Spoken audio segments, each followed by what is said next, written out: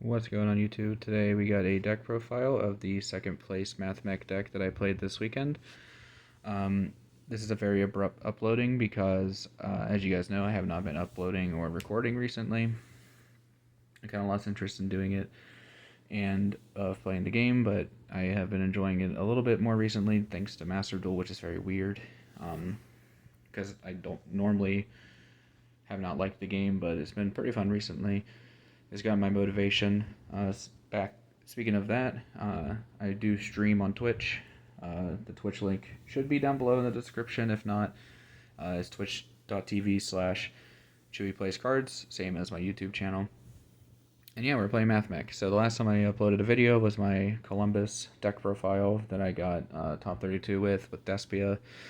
And ever since then, I pretty much kind of sat out for Yu-Gi-Oh! For a bit. I've been playing a lot of Pokemon TCG, which is also something I can upload if there's any interest. But just started playing this game again. Took a couple month break, which is very nice and needed. And yeah, like I said, this is second place. This is not a perfect list. I do like the ideas in the deck that I have decided to make, but I do not think it is perfect. But we're going to get into it. We got the 3 circular, 3 diameter, the 3 addition, and the 3 subtraction.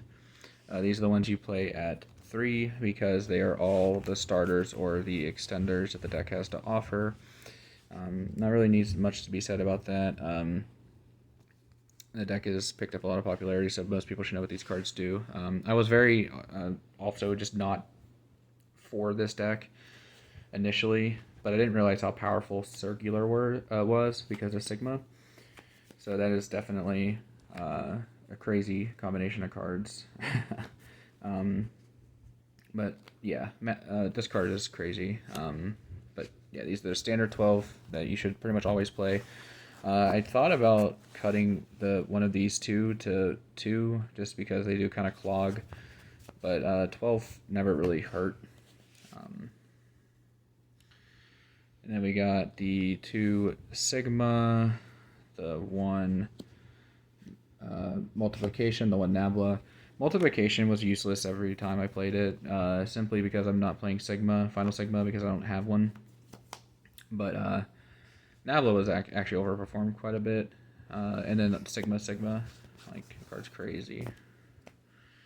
And then for the rest of the Mathmech cards, we're doing the 1 equation, the 1, whatever this one's called, and then the 2 superfactorial. The superfactorial, in my opinion, needs to be at 2, at least for game 1, because this card is crazy. The amount of advantage you get off of this is nuts. This is a Dex mine out. It's also just an easy way to kill your opponent. And like I said, this card was pretty useless for me. I like the idea of being able to search a free extender, but like you don't really need to search an extender. It kind of just feels more win more, so I probably cut it and cut the deck down. It's at 42 at the moment, so it would help a little bit with consistency. And then we're playing the 9 copies of Circular and the 3 Signet Mining, 3 Small World. I don't think Small World is negotiable. Every time I drew this card, I feel like that I was just in a great position. I drew a lot of hands where I drew both of these. You would activate Small World first because it doesn't actually lose anything if you get it ashed or whatever, but that never happened. But yeah, I definitely wanted to play 9 Circulars, and that's what I did with this. So 3 Signet, 3 Small World. And then the hand trap / going second cards, this was just absolutely incorrect. I should have played a more widespread number of them, but like I said, this was thrown together in a few minutes, and I kind of was just rushing. It did fine, though. Like, the selection of hand traps was fine, but I wish I played a little bit more variants. So 3 Ash, standard for pretty much everything at the moment. 3 Ogre, 3 Veiler, 3 Infinite Impermanence, 3 Dark Ruler, and then I played the Call By. So what I wish I could have had time to do was I didn't want to play Dark Ruler in the main, but I couldn't really justify not because I have been a little bit out of touch with what people are playing in my particular locals. I know the meta is basically Tearlament, Sprite, and Mathmech for competitive events, but I didn't know what people in my locals were playing because not everybody plays like the super high tier deck. So I wanted Dark Ruler as like a blanket answer. But going forward, I'd probably cut these 4. for 2 Nibs and 2 DD Crow, just to add more diversity. And I want to try to find a way to fit Crossout Designator into this deck so I can cover all my bases. But Nibiru and DD Crow are also bridges for Small World to get to Mathmechs. So it's pretty important to have them. I underestimated it. Small World never actually bricked on me. You can pretty much get to whatever you need off of anything. So yeah, it never really bricked on me, but it would have made it a little bit easier to play the game. So that's it for the main deck. 42 cards. For the extra, for the Mathmechs, we're playing 2 of each of the Xyz. I would probably be playing the Synchro if I had it, Final Sigma, but I just didn't have one. The friend of mine who handed me the whole deck, which thank you if you're watching this video, didn't bring it with him, which is not a big deal. It never really came up except for when I played him in round 3 in the mirror, but I won that game that I could have gone for Sigma anyway. So it wasn't that big of a deal, but definitely 2 of each. And I kind of feel like you can get away with one of this if you wanted room, but I've only played 4 rounds of a tournament with the deck, so I have no idea in all actuality what you can get away with. 1 Link Karibo, 1 Link Devotee, and 1 Disciple for the Link ones. I love this engine. I've been a huge fan of this engine since it was first really exposed in the Eldritch deck. I've been wanting to play it, but this feels really good playing this engine. And then Link Karibo is literally only here in case you need to make a random Link one. It's a lot worse without Parallel Exceed, which, you know, is fine, but it's also good for like post-board games, because like if your opponent is like evenly matched or anything like that, you can negate it with Link Karibo when your hands are good enough. Sometimes you just want to put the Link Karibo on the field instead of making Cyber Wicked, so you can go like IP into that. So our Link 2s, we're playing the Wicked, IP Masquerena, Splash Mage, and Update Jammer. So these are all pretty, you know, standard. I got to use Update Jammer Splash Mage a lot to make access code and bought people for 86. Did it a few times. I did IP Wicked pretty much every game. So yeah, all the Link 2s are very good. Then for the 3s, I played Nightmare Unicorn and Transcode Talker. I never made Transcode Talker. I understand why it's in the deck though, so I'm going to keep it. But I do feel like this might be just like an extra flex spot. Like, you just don't need to do Transcode ever. The cool thing I've done with it though is like I got nibbed on my Splash Mage Update Jammer. So next turn I was able to go into the Transcode Talker and then Transcode bring back the Update Jammer. So that was neat. This wasn't in the tournament though. This was just like online when I was playing it a little bit earlier. And then Nightmare Unicorn, I make it a lot. I didn't make it as much as Apollosa though, which is very weird. But then you know, access code Apollosa. I made this card all the time. Like, there are a lot of lines where you can end on IP Wicked Albertian, and then you can make it 3 material of this, like out of nowhere, to go with Super Fractoral. It's just nuts. And then access code's obviously the main Cybers kill button. So that was it for the extra. And the side, which is, as I say in all my videos, probably the worst part, because I kind of just throw stuff together that I also kind of want to meme with. So we're going to save the meme for the last part of the video. So we're going to start with everything else. We got the 3 Nibiru. Like I said, I wanted to main this over Dark Ruler, but I definitely did not want to not have this card. So 3 Nibiru, 3 Cosmic, and Duster for my back row hate. Never really came up, to be honest, because I didn't play against the back row decks, but I did play against Runix round 1, which is really interesting.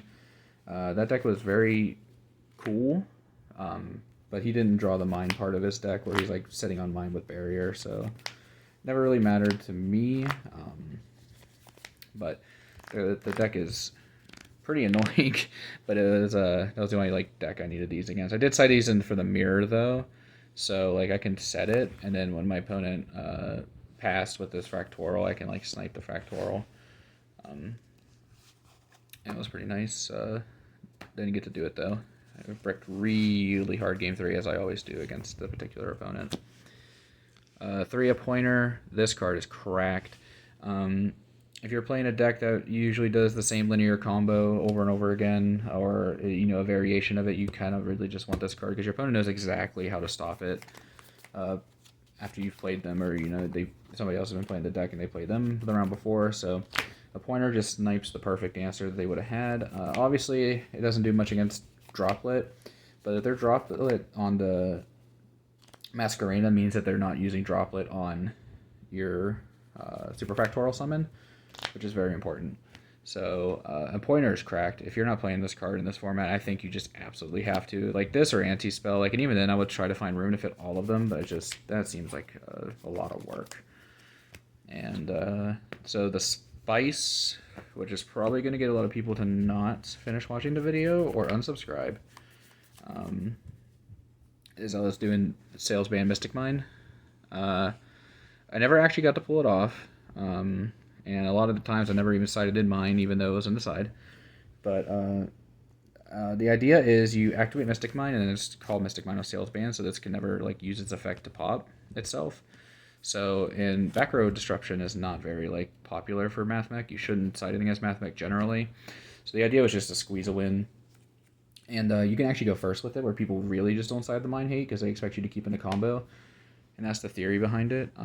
So going first, you can activate Mystic Mind and activate Salesman. And if they don't play a natural out or just didn't leave it in a Feather Duster, they just automatically lose, which is really dumb. But yeah, I decided to play it. These never really came in. They came in once, mainly because after deciding to do it for locals, I decided man, that's really unfun. That's not fair. So I'm just not going to do it. So I only sided it once. But I did side in Salesman quite a bit. Not as good as Crossout Designator, obviously, and I should have just played Crossout. But I refuse to side that card. I will always main it if I play it. But this card wasn't bad. It's really cool when you go second, or first, sorry, and you just get to call Nibiru. Or if you got called by in your hand, you obviously are going to call Nibiru, or you call whatever the hell you want, really. A hand trap that would interact keenly Infinite Impermanence too. So it's neat. It takes a lot of foresight to play this card though, which is why I don't think it's actually very good and why people won't play it, even though it is a powerful card, because you have to plan so far ahead that it's not worth playing this card. You could just play Cross Out, get rid of the card for the turn, not deal with it.